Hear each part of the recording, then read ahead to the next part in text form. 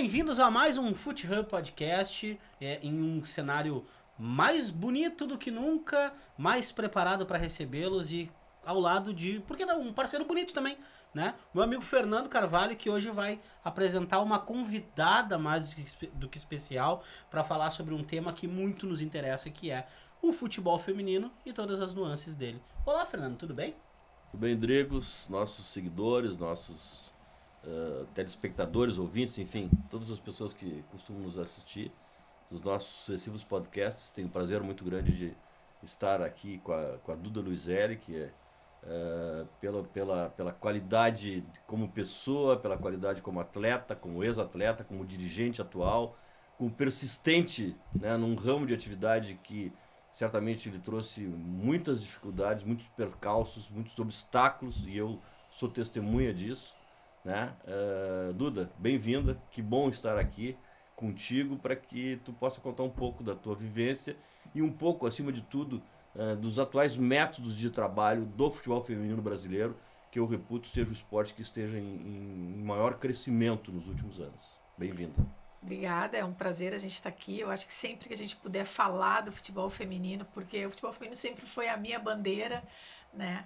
E a gente está sempre aberto a poder discutir e principalmente a melhorar, porque eu acho que a evolução ela vem sendo muito grande dentro do futebol feminino e cada vez a gente tendo pessoas mais capacitadas, principalmente na área de gestão hoje do futebol feminino. Eu acho que ele é o esporte que mais vai crescer nos próximos 10 anos, a gente não tem nenhuma dúvida disso.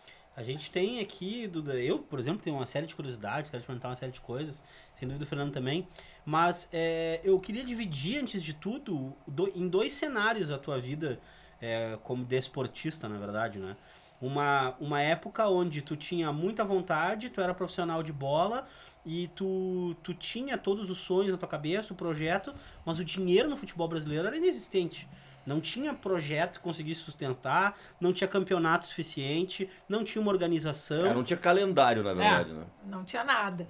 E hoje tu convive com outro cenário, onde os clubes, por obrigações, né, tem que dispor dos times femininos, existe uma obrigatoriedade de cima para baixo, né? Tem que ter o futebol feminino, tem que estar estruturado, tem que ter uma verba mínima, tem que ter... como é que tu enxerga hoje e como é que tu enxergava antes a dificuldade que era de conseguir o futebol em si se manter em todos os certames que tu jogava?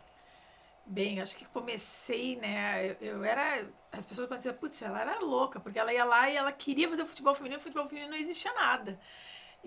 Mas essa paixão que eu acho que me fez mover, né? Porque, eu era vizinha do Valdomiro, o grande craque do Inter na época de 70, eu era vizinha de porta dele. Eu comecei a caminhar, me deram a bola do Figueiró para mim jogar. Então, às segundas-feiras, que era o dia de folga dele, eu ia pro Beira-Rio, eu jogava, brincava com ele, jogava no corredor. E meu pai estava sempre junto, meu pai e minha mãe sempre junto, né? Eu acho que o filho que ele não teve lá no início, eu certamente fui a filha dele, e aí veio a minha paixão pelo futebol e pelo internacional. Então, eu acho que a gente começou ali, depois logo em seguida, com 13, 14 anos, eu joguei meu primeiro Campeonato Brasileiro adulto, né? E já estreiei no Campeonato Brasileiro na decisão de terceiro lugar, fazendo um golaço, né? Aquele gol que o Pelé não fez, o rabo de vaca. Só que o meu deu perfeito, pegou na trave e entrou. E depois de lá, nunca mais saí do time, sempre acreditando, jogando. Quando chegou na época da faculdade, na época meus pais tinham livraria, ainda tem, minha mãe hoje tem a livraria ainda, e eles queriam que eu fizesse administração de empresa. Eu falei, não, ok, eu vou fazer administração, mas eu quero educação física, que é o que eu gosto. E aí eu fiz administração, na verdade, eu acabei não passando, mas aí eu fazia matemática, que era a segunda opção, fazia educação física e fazia cursinho. Acabou o primeiro semestre, eu falei, meu Deus, e agora? Nada, eu não gosto, não é o que eu quero, não deu certo, matemática. Meu pai falou assim, faz o que tu gosta. E eu fui fazer educação física, me formei com 22 anos na faculdade, no IPA. E eu acho que a grande razão do sucesso assim, é a gente gostar daquilo que a gente faz. E eu amo a educação física, eu amo hoje estar com as crianças, estar com os pais das crianças, estar com os pais das atletas, né? Então é um trabalho que eu nem noto que às vezes eu estou trabalhando.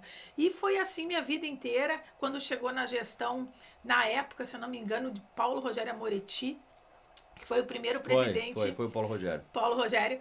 Foi o primeiro presidente que disse assim, tá, Duda, vamos fazer. Eu tava na Itália, eu acabei indo, eu joguei uma temporada no Milan, uma no Verona, e eu resolvi voltar para Porto Alegre porque eu achava que tinha que ter uma escola de futebol e a gente teve uma visibilidade enorme quando a gente saiu do Brasil para ir pro Milan, né? Foi Jornal Nacional, Jô Soares, foi tudo que é lugar. Então, quando a gente voltou, no outro dia tinha 400 meninas na escolinha do Partenon e aí a gente resolveu fazer a escolinha no Inter. Eu tive um período da minha vida que eu fui atleta e comecei a escolinha lá no Inter. Hoje a escolinha tem 31 anos de vida, assim, né? A escolinha da Duda, de futebol feminino mesmo, né?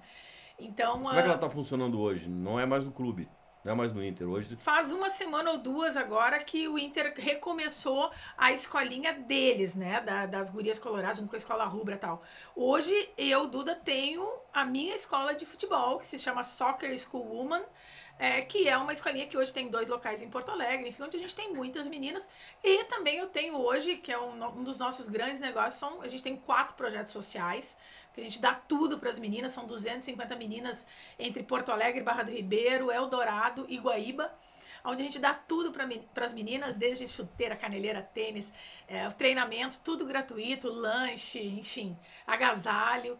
E o que a gente quer? A gente quer inverter a pirâmide do futebol feminino. A gente quer com que muitas meninas joguem para que a gente tenha essa opção, porque hoje a gente tem muitos clubes até e poucas atletas de qualidade. Então tá na hora da gente inverter a pirâmide, eu conseguir ter essa visão e isso é algo que tá me deixando muito feliz, porque a gente tá vendo muitos talentos aí vindo das periferias, dos locais onde a gente nunca imaginou que a gente fosse buscar um atleta. Como exemplo disso, a gente tem a Marta, né, que vem lá de 2 Riachos, né, que hoje 6, 7 vezes a melhor jogadora do mundo. Então, ela é um exemplo claro também que o futebol ele tem tudo para dar certo. Bom, eu tenho aqui no nosso programa as minhas preocupações básicas são atemporais, né? Eu gosto de falar sobre estratégia, sobre treinamento, sobre como era antes e como é hoje. Então eu queria te ouvir essa tua transição entre atleta, gestora, né? Gestora de uma escolinha e de um departamento de futebol de um grande clube, né? A tua relação com o treinador, treinadora ou treinador, né? Pode ter sido, tu deve ter tido treinadoras e treinadores nessa tua carreira. O teu período, tu chegou a ser treinadora, não chegou a ser? Sempre, como é que foi isso? Eu queria saber mais ou menos essa sequência, né, na tua vida depois de jogadora. Na verdade, eu nunca fui treinadora. Eu não gosto... treinador ele cai muito rápido, né? Eu gosto de coordenar, né? Mas eu sempre fui... Quando eu jogava, porque eu tive um período que eu era coordenadora do departamento, eu era atleta do Inter. Mas eu sempre tive uma relação muito boa com os nossos treinadores, né? Naquele período foram sempre homens, praticamente não tinham mulheres treinadoras naquela época. Eu sempre fui a capitã do Inter, de todos os times que eu passei, por eu ter uma liderança nata fora e dentro de campo. E por tu ser também o próprio futebol feminino, né? Exatamente. E uma coisa legal, assim, por exemplo, eu nunca fui expulsa de um jogo de futebol, mesmo sendo a capitã. Então, eu sempre tive uma responsabilidade muito grande com a modalidade. E isso é fantástico. E aí, quando eu vejo, daqui a pouco eu vejo a Duda, gestora da CBF, comandando a Pia, uma das maiores treinadoras do mundo. E inglês, né? Então, eu acho que a gente tem... São estágios, o futebol feminino, ele passa por um processo, ele sai de uma coisa inexistente para um amadorismo, para um, como se eu falasse na Itália, para um diletante, né? Um pré-profissional. E hoje um profissionalismo muito grande nessas grandes equipes do futebol feminino brasileiro são atletas profissionais. Essa é a grande diferença. Hoje as atletas elas treinam de manhã, de tarde, de noite ainda tem o seu personal, nutrição, alimentação. Elas cuidam de tudo, né? Hoje da parte psicológica, que é uma das coisas que com a Pia na seleção, é uma das coisas que mudou um pouco a minha mentalidade, né? A Pia fala uma coisa muito legal que eu concordo com ela. Ela fala que para o Brasil, no futebol feminino, ser o melhor do mundo um dia, ela dividiria a medalha de ouro em quatro partes. Parte técnica, tática, física... Emocional. E mental. Exatamente. E na mental é onde a gente está mais longe de conseguir o êxito para a gente conseguir fechar essa medalha. Então, hoje, por exemplo, nas seleções tem a psicóloga da seleção adulta, a gente acabou inserindo na base, né, tanto no sub-17 quanto na sub-20, trabalhando no mesmo estilo e da mesma forma. Eu acho que essa foi uma das grandes mudanças que até a Duda como gestora a gente conseguiu fazer dentro da CBF e continua, né? Então acho que as coisas boas que continuam acabam continuam dentro da modalidade, dentro hoje do futebol feminino. Então acho que isso são coisas legais que ficam assim na nossa memória, enfim. Eu acho que tu conseguiu enxergar o cenário do futebol feminino de diversas formas. E não tem como não falar sobre a grande necessidade, a grande falta, né, do básico para as meninas, né? Seja em equipamento, seja em vestuário, seja em apoio emocional, financeiro, né? E hoje esse intervalo, esse gap, esse buraco, ele vem sendo melhorado, porque terminado é uma palavra muito dura da gente usar, né? Mas tu enxerga uma preocupação dos times brasileiros em si, em fazer com que esse buraco diminua cada vez mais? Existe um aumento de profissionalismo nessa área? Não, eu vou deixar de... A gente tem que parar de deixar faltar coisa para essas meninas, né? Então a gente tem que suprir isso cada vez mais. Como é que tu enxerga essa movimentação do cenário brasileiro? Eu vejo o futebol feminino lá no início, próprio em 2017, quando a gente começou agora, né, as Gurias Coloradas, onde a gente tinha um orçamento quase zero, né? Eu diria que praticamente zero mesmo. E hoje tu vê o desenvolvimento, equipes como o Corinthians, Palmeiras, São Paulo, o Inter, equipes aí com um orçamento de perto de, sei lá, entre 8 e 10 milhões, 12 milhões anual. Mas o que é a minha preocupação, Duda? Isso não pode... Tem que começar a equilibrar a conta, né? E a gente está vendo com a visibilidade que se está tendo hoje, tanto na questão do YouTube, na questão do televisionamento, né? A gente já tem aí emissoras transmitindo, Band, Sport TV e a Rede Globo querendo, né? Mas a Band ainda tem os direitos de transmissão até o final do ano, mas certamente o ano que vem coisa muito melhor para o futebol feminino. Para os clubes, né? E aí essa visibilidade vai crescer e a gente vai ver os patrocínios que a gente já está vendo, todos em volta, fazendo as coisas acontecerem. Mas o importante é que as atletas também sejam beneficiadas com isso, não só a instituição máxima do futebol brasileiro, né? Acho que todo mundo tem que começar. Agora, começou de um jeito. Como é que começou?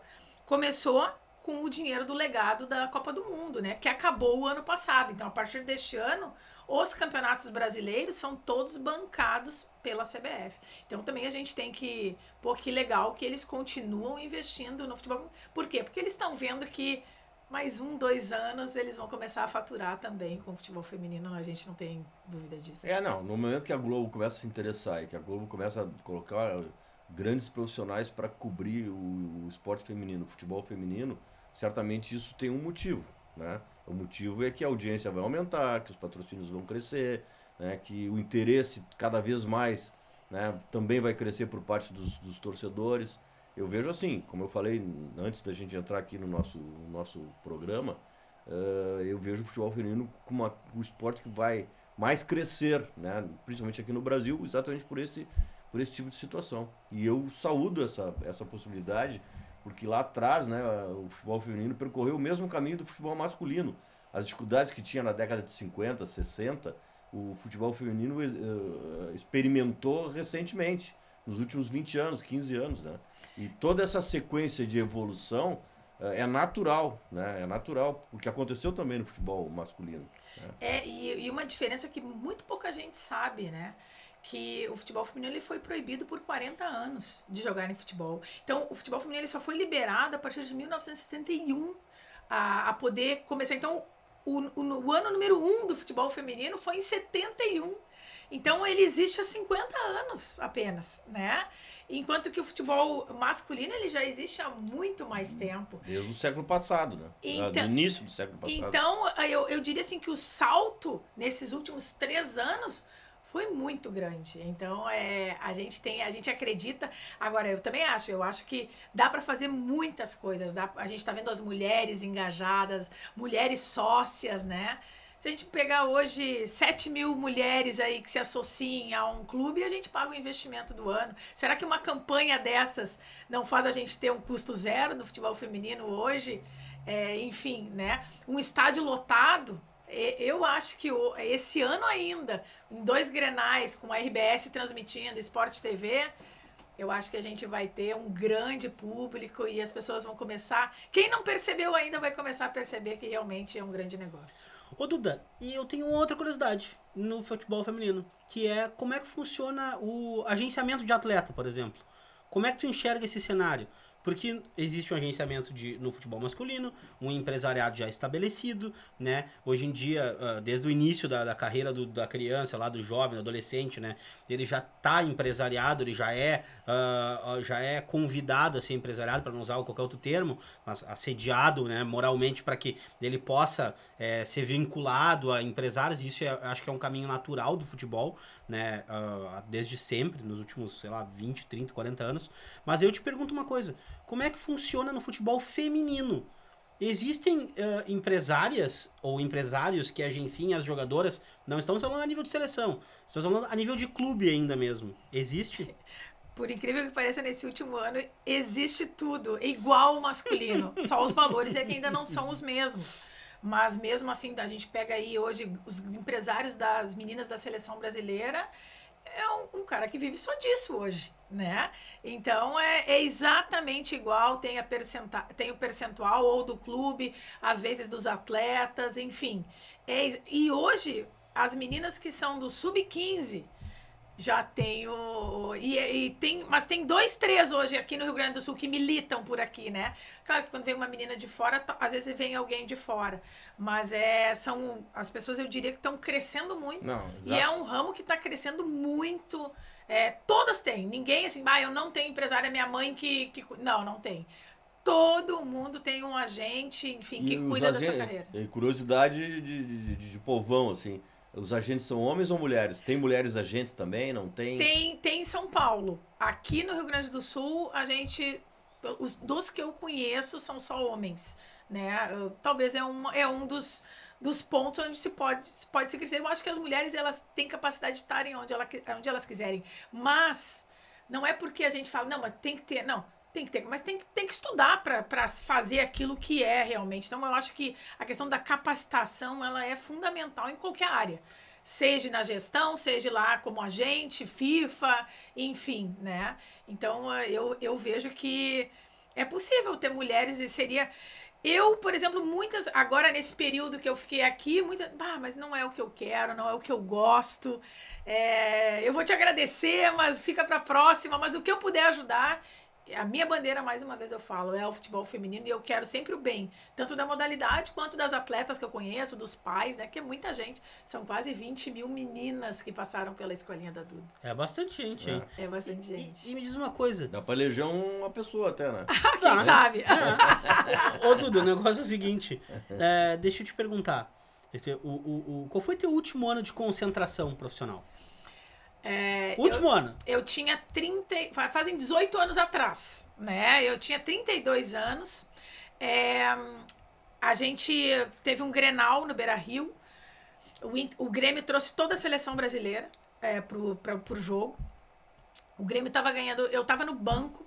Por quê? Porque eu tava grávida. Eu tava na 3ª semana de gestação, na verdade. Só eu e o treinador sabíamos disso.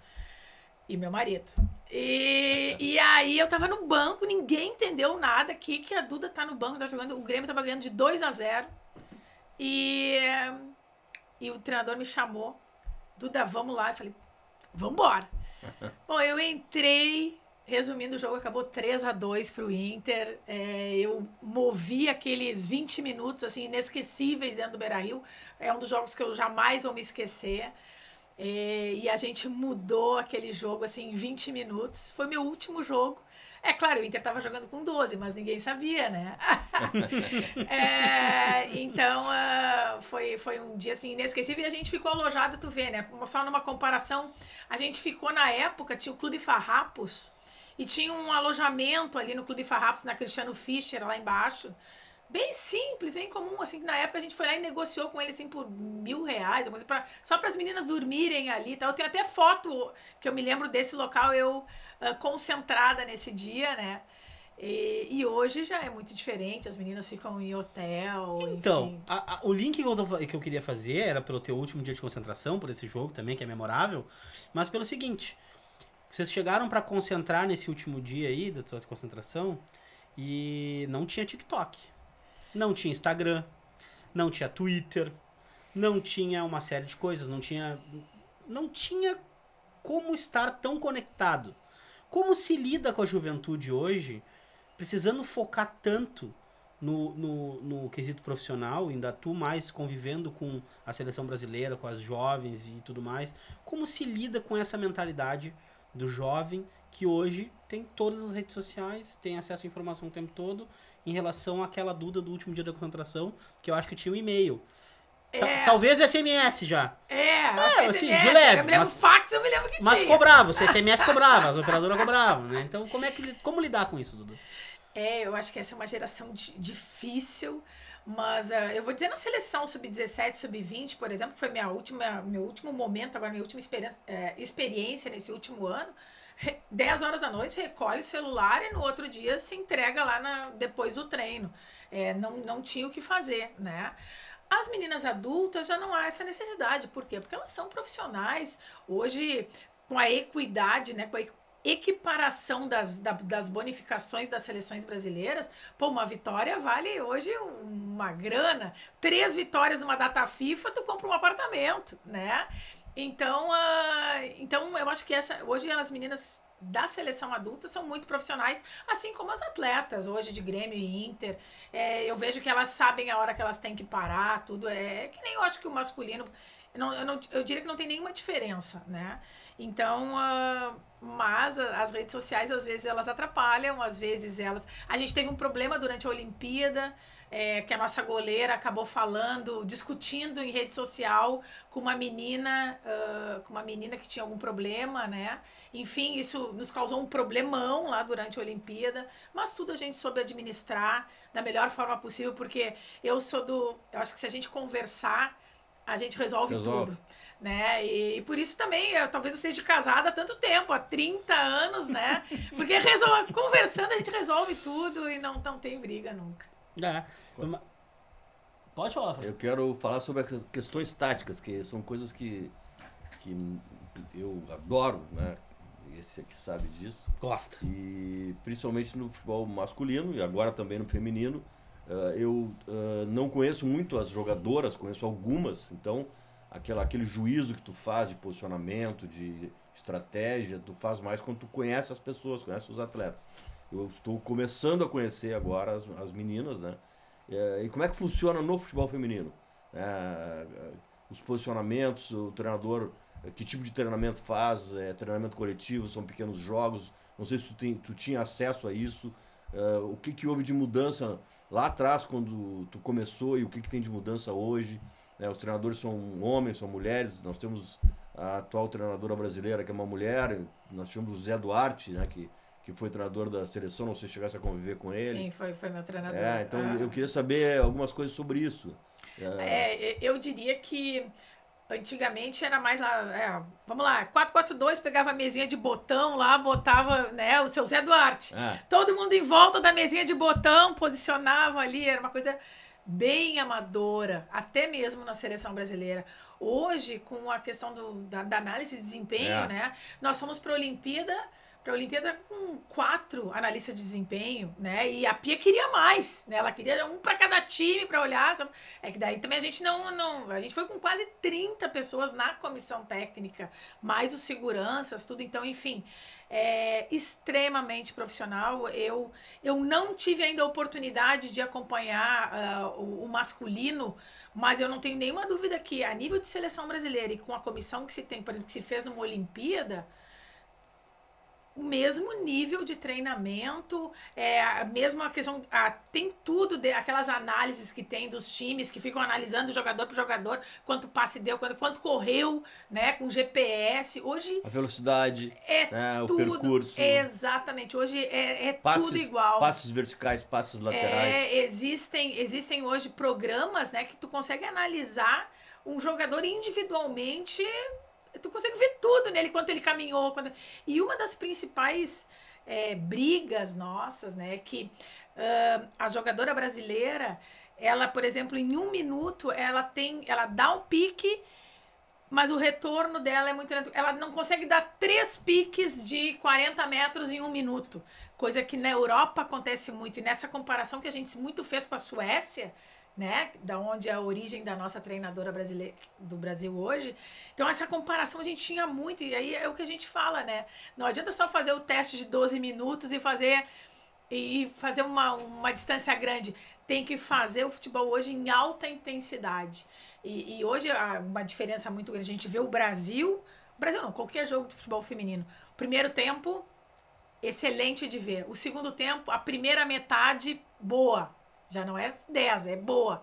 A última metade do segundo tempo, ela decai muito a qualidade técnica, tática, enfim, porque as meninas não conseguem manter a intensidade. Né? Uma outra coisa que eu vejo na comparação com as seleções, principalmente as seleções, porque é o futebol feminino que eu vejo mais de seleções, é o tamanho das meninas, né?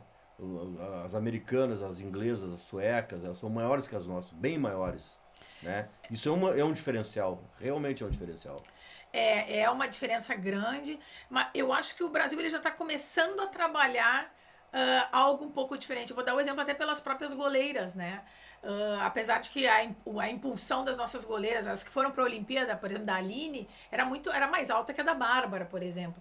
Mas hoje as goleiras que estão vindo, tanto da Sub-17 quanto da Sub-20, são goleiras altas, o próprio perfil das jogadoras, desse novo ciclo que vem vindo aí, pós-Cristiane, Formiga, né? A Marta continua ainda, mas são todas jogadoras de um porte físico bom, e meninas que têm uma intensidade muito grande de jogo. Eu acho que são coisas que estão sendo analisadas, não só mais a parte técnica.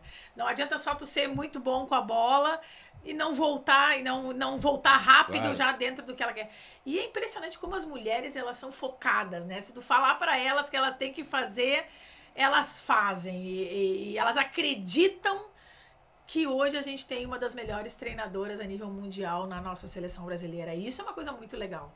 É tu confiar em uma mulher que tá ali te passando as informações. Meninas que muitas macacas velhas, né? Que nem ali. E como é que a questão do idioma, ela já tá conseguindo falar o nosso idioma? Ou... Ela já conversa em português, mas é que não adianta, né? Aí tu vai falar as gírias, ela já não entende mais nada, né? Então, mas se eu falar olhando pra ela bem devagar, ela me entende. Falando de futebol, né? Se for falar de igreja, ela já não vai entender também.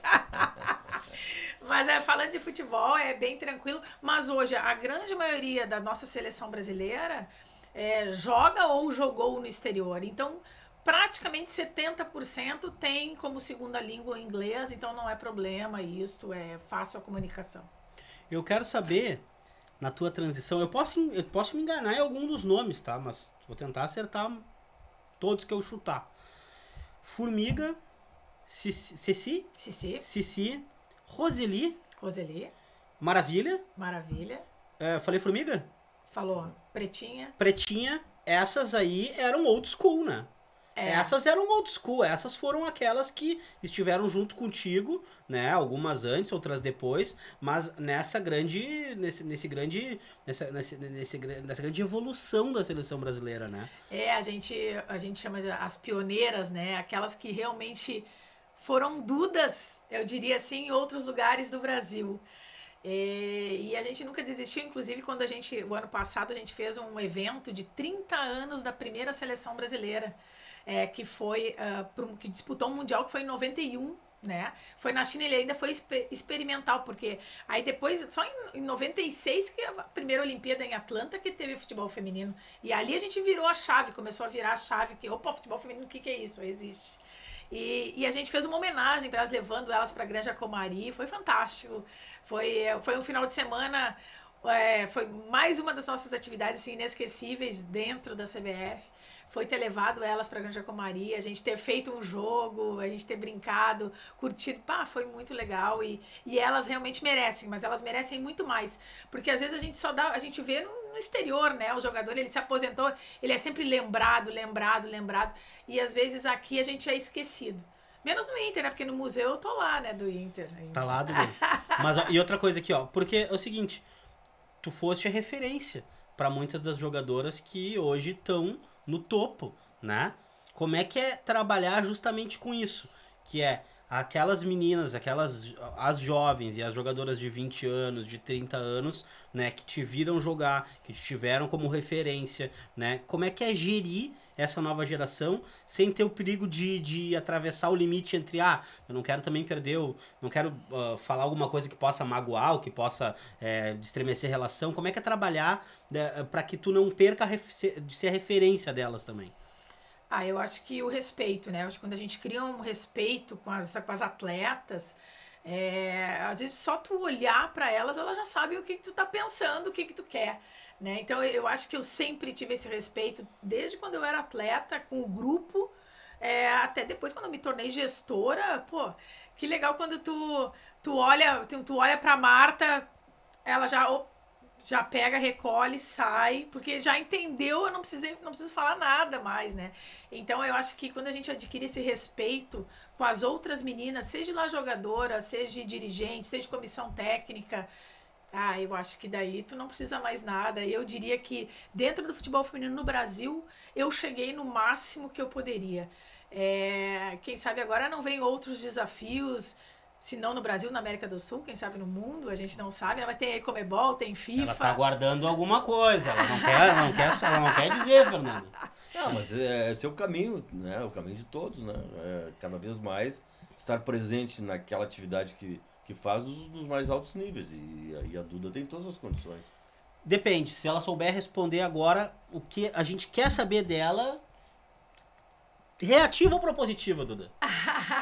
Bom. Ou estrategista, que tem um amigo nosso, que eu não vou falar quem é, tá? Tem um amigo nosso que ele adora esse termo. Estrategista, porque, não posso ser nem reativo nem positivo, eu vou de acordo com o adversário. Como eu tive uma aula antes, eu seria estrategista. Entendi. Agora não erro mais. Entendi. Não, mas eu vou te falar que é a mais pura verdade. Eu acho que hoje o futebol ele tá tão igual que quem tiver um melhor estrategista vence o jogo. Né? Hoje o grande treinador brasileiro é um português chamado Abel Ferreira, que é estrategista. Exatamente. Ele joga contra os adversários, ele joga e arma o seu time de acordo com o adversário. Né? Então eu acho que hoje, sem dúvida, eu acho que o estudo hoje ele tá tão grande que às vezes eu fico pensando, puta, estuda, pô, mas é tão fácil o futebol, né? Tu falasse uma coisa aqui, Duda, sobre as meninas, né, que vale pro futebol masculino. Eu gosto muito dessa questão tática e já pesquisei, já vi, acompanho futebol há muitos anos e peguei em determinado momento. Antigamente, as grandes transformações táticas aconteciam nas Copas do Mundo. Hoje elas acontecem a toda semana, porque tu tem contato com o futebol do mundo inteiro a todo instante. Então, as novidades estão aparecendo a todo instante. Antigamente, de 4 em 4 anos as coisas alteravam. Então tu tinha 3-5-2, 4-4-2, 4-2-3-1, 4-3-3... Isso ia se alternando e continua hoje. O que tem de diferente é a intensidade, é exatamente o que tu falou. Né? Hoje, a intensidade... antigamente um atleta percorria 4 km, 6 km, hoje é 12. Ele corria a 40 por hora, hoje ele corre a, aliás, ele corria a 20 por hora, agora corre a 40, 50. Né? Consegue correr dessa maneira. Né? Então... Hoje essa é a grande diferença. Então, tu tem que ter alguém que pense como é que tu vai usar da melhor maneira possível aquele material humano que tu tem. Né? Exatamente. E uma das coisas que a gente criou também, né? Isso a gente também tinha na época do Inter aqui. Lá na seleção a gente criou o Pathway. O que é o Pathway? O Pathway é o caminho de desenvolvimento das nossas seleções brasileiras, ou seja, o que a gente tinha que fazer e atingir a nível de intensidade na Sub-17, o que nós tínhamos que fazer e atingir na Sub-20 para chegar no ouro com a adulta. Então, esse caminho dividido em pilares, a gente conseguiu um estudo assim de mais de um ano.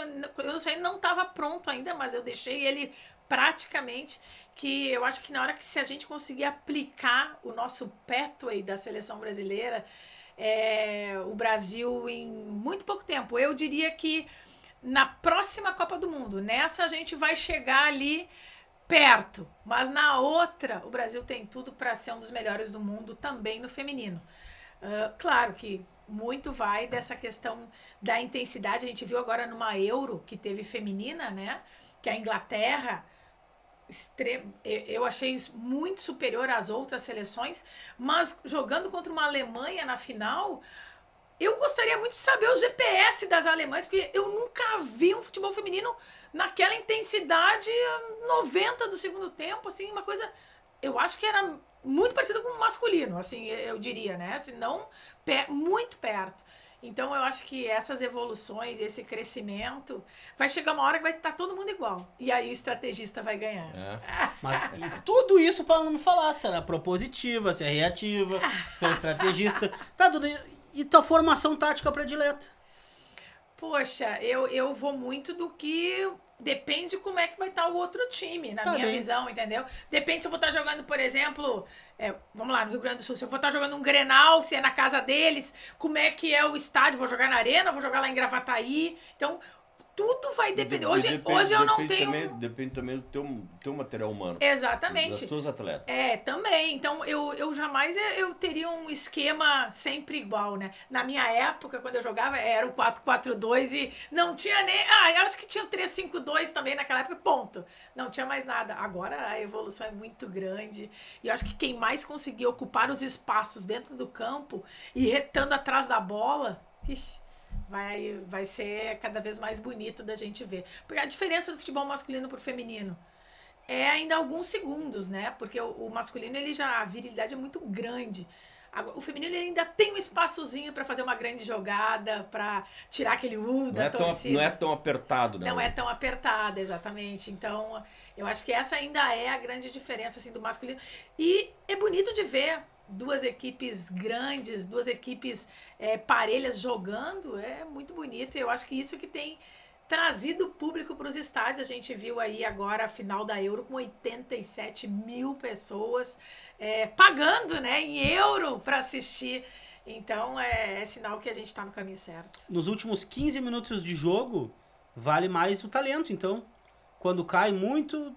Como tu falou, intensidade, mais ou menos intensidade, aí começa a descer a ladeira. Então, pode-se dizer que nos últimos 15 minutos os times de maior talento podem ter uma diferença maior em relação àqueles que estão mais bem preparados? Depende como a gente vê o talento e a preparação, né? Porque eu vejo assim que se o time tá bem preparado, o que tiver melhor preparado fisicamente talvez possa ter essa vantagem. Mas é claro que esses times que têm maior investimento, eles já têm atletas de um nível técnico muito bom e atletas profissionais, né? Então essa faz uma diferença enorme. Mas hoje também, vou dar minha opinião aqui de quem não é especialista nesse tema que a Duda é. Né? Mas é muito interessado. Sou interessado. Curioso. Sou curioso. Hoje em dia, como tu pode fazer 5 substituições, se tu já tem uma avaliação do teu adversário, sabe que em determinado momento o teu adversário claudica na questão física a partir dos 20 minutos do segundo tempo, tu pode reservar atletas para que a partir dos 20 do segundo tempo elas sejam inseridas no time para a partir dali pressionar e mudar a forma de jogar. Tu pode fazer isso também. O futebol permite isso. Nós temos aí exemplo, o Abel Ferreira que eu referi antes, ele faz isso, ele coloca jogadores numa condição física melhor para, em determinado momento, né, passar a agredir mais o adversário. Isso aí também é uma estratégia. Mas o futebol feminino ele tem uma peculiaridade, que nós temos grandes clubes, por exemplo, não na última, na penúltima convocação para a Olimpíada, o Vadão tinha 25 jogadoras para levar 18, tipo, no leque dele. Agora a Pia, nessa última, já tinha 60 jogadoras para levar o grupo para a Olimpíada. Mas Então, a Olimpíada ainda é continua muito com 18 ou aumentou o número de inscritos? Na última agora, durante a preparação, foi de 18 para 22 por causa do Covid, né? Não Sim. sei se vai manter ou não. Porque na Olimpíada é 18 e 4 que só se uma se machuca. Daí agora, nessa última ficaram 22. Mas ainda é pouca. É muito pouco 60. Olha no masculino quantos nomes o Tite tem para poder escolher, né? Então ainda é muito pouco. Então aí num time, por exemplo, por mais estrategista, às vezes tu não tem a mesma qualidade, tu né? não tem a mesma qualidade nas trocas. E essa é a grande diferença hoje de Palmeiras e Corinthians no futebol feminino, que tem um banco hoje com meninas de seleção brasileira. O que eu acho que deve ter no futebol, até no futebol de masculino, tu tem clubes que tem, o nosso Inter aqui tem, tu não consegue ter 24 jogadores equivalentes, tu tem um time titular, tu tem 6 ou 7 que podem entrar e substituir e outros que não. Futebol feminino também, tu tem lá de repente o teu time titular que tu vai preservar até o limite, né, do possível. Aí cansou, machucou, né, corre risco de cartão, daí tu faz a alteração. Então a estratégia de trazer jogadoras novas, jogadoras com condição física mais adequada, talvez ela não seja adequada, né, vamos dizer assim, porque a qualidade vai reduzir, vai diminuir em relação aos titulares, né? Isso tem no masculino e no feminino também. E eu acho que o próximo passo do futebol feminino é começar a buscar meninas... formar grupos mais parelhos, né? Grupos mais equivalentes. Exatamente. E talvez, para isso, buscando algumas meninas da América do Sul, por exemplo, que são mais baratas, né? E que tem uma qualidade hoje muito grande. A gente vê na seleção sub-20 agora, que o Brasil joga contra a Colômbia, a Caicedo, uma menina de 17 anos, que na final da Copa América, poxa, aquela menina ali é um fenômeno. Para mim, uma das melhores jogadoras do mundo hoje, pelo que se está vendo. Obviamente que ela já deve estar com tudo acertado com o Barcelona ou com o Paris Saint-Germain, não tem nenhuma dúvida disso, mas são meninas que estão aqui do nosso lado, não pode passar assim desapercebido, né? Então eu acho que seria uma forma também da gente evoluir e ter grandes equipes hoje no Brasil. E como é que funciona a cartola que quer interferir de alguma maneira, se é que quer em algum momento, na escalação, na estratégia? Como é que tu convive com o treinador? Como é que tu convive com um treinador que comete erros e erros renitentes, repete os mesmos erros? Senta junto, conversa. Eu nas minhas equipes a gente só não escalo ali, eu diria, né? Mas a gente dá os pitacos, né? É sempre depois do jogo, a gente vai jantar, fica conversando até mais tarde, sempre tentando sempre o melhor, né? Porque eu acho que quando a gente tem um objetivo e o objetivo é o mesmo, a gente quer sempre o melhor. E tem ainda uma diferença no feminino pro masculino, né? No feminino, geralmente, um treinador, ele começa o ano, ele acaba o ano. Eu vou dar o exemplo, o Maurício Salgado tá no Inter aí há 3, 4 anos. A Patrícia Guzmão, que começou comigo na escolinha, que treina o Grêmio, já tá também há 3, 4 anos sendo a técnica das equipes. Então, isso também tem uma coisa de legal, por enquanto, no futebol feminino. Das equipes, falou das equipes, não. Mais de uma? Não, ela é a técnica da equipe do Grêmio hoje, é a Patrícia Guzmão, né, que foi minha aluna, e o Maurício Salgado é o treinador do adulto do Inter. Então é só do adulto. Só do adulto, das outras categorias são outros treinadores. Eu perguntei isso, que poderia ser uma espécie de coordenação. Ela é treinadora da equipe principal e coordena as demais com as suas ideias, para que haja uma sequência, uma identidade de trabalho, identidade de filosofia. Isso a gente tinha no Inter na minha época, quando eu estava ali coordenando todas as categorias, né? Porque eu sempre gostei de inserindo as meninas cada vez mais para cima, enfim. Mas aí agora tem um outro método, ou talvez parecido, não sei te dizer, mas que vem dando certo por tudo aquilo que a gente construiu, né? Porque eu acho que o mais difícil no futebol feminino é a gente construir, começar. Depois a gente vai moldando da melhor forma possível. Mas então troca poucos treinadores dentro da modalidade. E isso eu acho que é uma coisa bem mas isso aí importante. vai acabar. A gente não tem... Exemplo, Santos agora, que não classificou entre as 8 melhores equipes do Brasil. A Tatiele, que é a gaúcha, que era treinadora do Inter, caiu, né? Não, isso aí, na medida em que passa a ter visibilidade, Quando a torcida começar a pressionar, pode ter certeza. Acho que o técnico do Flamengo vai cair agora na segunda-feira que vem. Eu acho que essa pressa acaba se transformando também, acaba queimando algumas etapas, né? Porque impreterivelmente vai acabar destruindo alguns trabalhos que estão sendo feitos, né? Ou vai antecipar passos que não precisam ser antecipados. Então, querendo ou não, tudo é um processo, né, Duda? E eu acho que essa questão de gestão, tu nos trouxe aqui brilhantemente, a gente ficou muito satisfeito com a conversa, porque é importante a gente enxergar. E a pergunta técnica que eu tenho, a última talvez para te fazer, você é o mais... Eu tenho uma depois. Eu quero fazer a mais desconfortável e inconveniente possível, Duda. Já sei a pergunta. Como lidar com o período menstrual das mulheres dentro da equipe de futebol? Porque a gente sabe que existem os ciclos, né? E eu não sei se existe um padrão onde as meninas optam pela ingestão de pílula continuamente, se elas param, quem toma, quem não toma, como é que funciona isso, né? Como é que é o departamento médico em relação disso. Mas como lidar com isso dentro da seleção, porque dentro do clube a gente deve ter uma esfera, mas dentro da seleção elas estão vindo já do clube, onde talvez tenha um outro tratamento. Como se lida com esse tipo de coisa da seleção? Se tu quiser falar do clube também, por favor. Sim. Bom, dentro da seleção, a gente trabalha com fisiologista, né? Então, hoje o fisiologista, ele entende tudo e não é igual, desde o Gatorade, que um é mais fraco, outro é mais forte. Uma seleção brasileira, ela tem uma capacidade de organização maior que muitos clubes masculinos do Brasil, né? Então, ela cuida de todos os detalhes, hoje, uma seleção brasileira. E o fisiologista, ele faz isso de forma exímia. Tem uns que querem deixar o grupo todo no mesmo padrão, né? Pra deixar assim, não, vamos lá, vai render logo após, um pouquinho antes do período. Então, o fisiologista, ele sabe hoje organizar da melhor forma possível. Eu não concordo de deixar todas no mesmo... junto no mesmo... Como é que tu vai saber quando é que é o teu... é na final, e se tu não chega na final, né?